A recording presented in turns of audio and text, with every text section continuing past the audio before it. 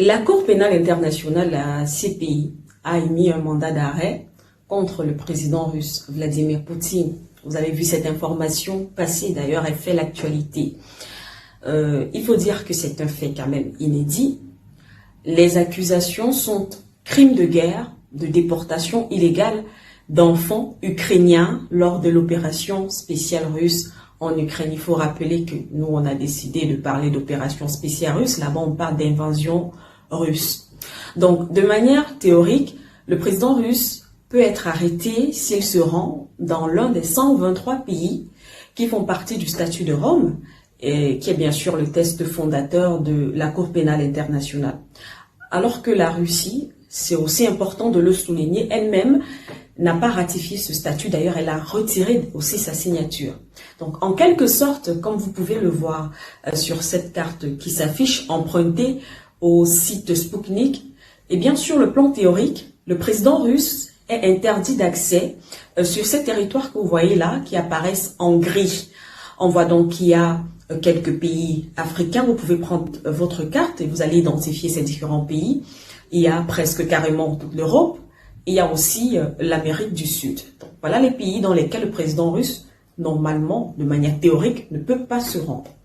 Mais il peut se rendre dans les pays qui n'ont pas ratifié ce statut. Ce sont bien sûr les zones qui apparaissent toujours sur la même carte, cette fois-ci en rouge. Tenez par exemple, en Afrique, on a presque toute la partie orientale comme l'Égypte ou encore l'Algérie, ou encore un peu plus bas, on a un pays comme le Cameroun ou bien le Burundi, et pratiquement l'Asie n'est pas concernée. Vous pouvez toujours consulter encore une fois de plus votre carte pour voir. Mais l'autre question essentielle est la suivante. Est-ce que le président Poutine peut être arrêté? Est-ce que le président Poutine sera arrêté? Eh bien, écoutons d'abord le point de vue du journaliste Gamal Abina sur la question, sur déjà ce mandat d'arrêt, mais aussi sur la possibilité d'une arrestation du président Poutine. L'arrêt contre Poutine, quand on sait que les crimes de guerre perpétrés depuis 1945 par les États-Unis n'ont jamais été inquiétés sur le plan du droit et sur le plan du droit international, c'est un peu une sorte de grosse manipulation grossière et mensongère qui donne le sentiment que la CPI est aux mains des Occidentaux, tout simplement. C'est-à-dire que la CPI n'a jamais arrêté personne, sauf peut-être 2 continents qui ont été inquiétés. Donc on va dire simplement l'Afrique pour commencer, puis aujourd'hui la Russie. Et préalablement, il y a eu l'affaire en Bosnie-Herzégovine, encore une fois des Slaves, qui ont été poursuivis par la CPI. Par contre, tout ce qui est occidental n'est jamais poursuivi, il n'y a jamais de plainte, jamais d'instruction, enfin il ne se passe rien. Donc apparemment, il y a une justice à 2 vitesses. D'un côté, le monde occidental qui s'autorise à poursuivre le reste du monde, et puis de l'autre côté, le reste du monde qui doit accepter de subir ce genre de manœuvre. Donc je pense que ce mandat d'arrêt international n'a pas beaucoup de sens, c'est un petit peu ridicule, est une forme, comme je le disais, de procès avant le procès, mais qu'en substance, ça ne donnera pas grand-chose, si c'était peut-être de décrédibiliser un peu plus la CPI.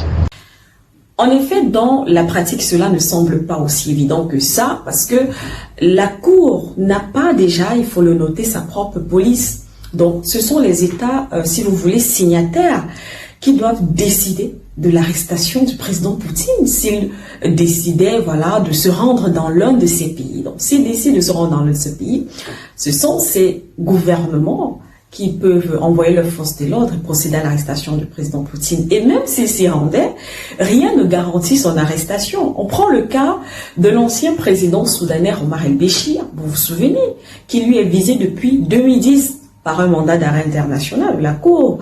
Et malgré cela, on sait qu'il s'est rendu pourtant dans plusieurs pays signataires de la CPI. Cela avait d'ailleurs fait couler beaucoup d'encre et de salive, mais ils ne l'ont pas arrêté. Ils n'ont pas procédé à son arrestation. Aujourd'hui, Omar el-Béchir est certainement en prison dans son pays, mais concernant un dossier qui n'a alors rien à voir avec le dossier CPI. Alors, quel est donc l'enjeu autour de ce mandat au moment où, on le sait, il y a une guerre géopolitique ouverte qui se joue entre les pays occidentaux contre la Russie et surtout en Afrique. Au moment où de plus en plus de pays africains ont décidé de tourner le dos aux anciens partenaires et de cheminer avec la Russie. Au moment où les populations africaines demandent le départ des forces étrangères sur leur territoire et appellent la Russie, au moment où plusieurs pays africains ont refusé de sanctionner la Russie au Conseil de sécurité des Nations Unies. Ils ont d'ailleurs été menacés. On leur a demandé d'arrêter tout partenariat avec la Russie.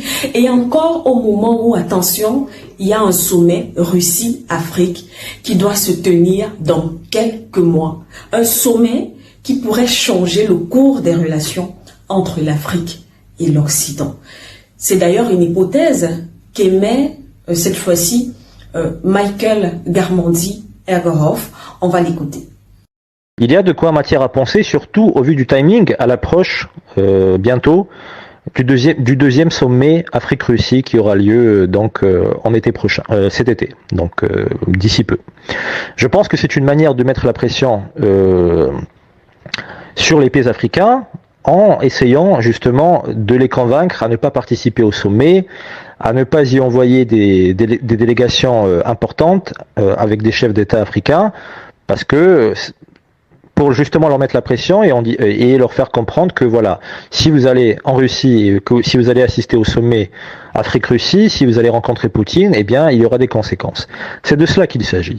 Certains avaient aussi essayé de voir que c'était un message à la Chine, sachant que le président chinois Xi Jinping sera sous très peu en Russie. Il sera en visite officielle en Russie du 20 au 22 mars. Mais encore une fois, je pense que cette option n'a absolument aucune valeur, sachant encore une fois que la Chine se moque complètement des prétendus pouvoirs de cette cour. Encore une fois. D'ailleurs, la Chine n'a jamais été signatrice des protocoles liés à cette fameuse CPI.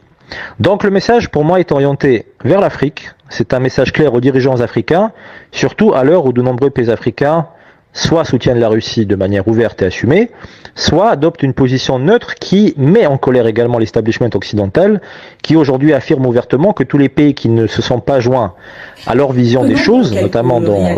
peut-être pour sortir des réactions phares après cette décision de la Cour pénale. Pour le président, par exemple, américain Joe Biden, c'est un mandat justifié. C'est un signal fort, tout en rappelant par ailleurs que l'institution n'était pas reconnue par les États-Unis. Il était face aux journalistes lorsqu'il affirmait. Et en effet, vous vous souvenez, ça c'est une parenthèse, c'était en 2020, l'ancien président américain Donald Trump avait sanctionné la procureure de la CPI de l'époque.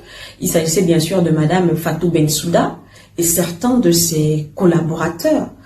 Leur avoir avait été gelé et ils étaient interdits de fouler le sol américain. Ils étaient interdits d'entrer sur le territoire américain. Ça ne se limitait pas seulement à eux, mais jusqu'à leur famille. Alors, la cause était quoi? La raison, l'ouverture d'une enquête contre les troupes américaines. On va rentrer peut-être dans ce dossier une autre fois. Et en 2021, le président Joe Biden avait décidé de lever ces sanctions. Mais vous avez vu la réaction des États-Unis lorsque la CPI a décidé d'ouvrir un dossier là. Alors, on a le président ukrainien Volodymyr Zelensky sur Telegram qui a estimé qu'il s'agissait d'une décision historique qui marque le début d'une responsabilité historique. Et là, je l'ai cité. Et enfin, pour le Kremlin, ce mandat est nul et non avenu. Et vous, quel est votre avis sur cette question? Le président Poutine peut-il être arrêté? N'oubliez surtout pas de vous abonner et d'activer la cloche de notification pour ne rater aucune de nos prochaines vidéos.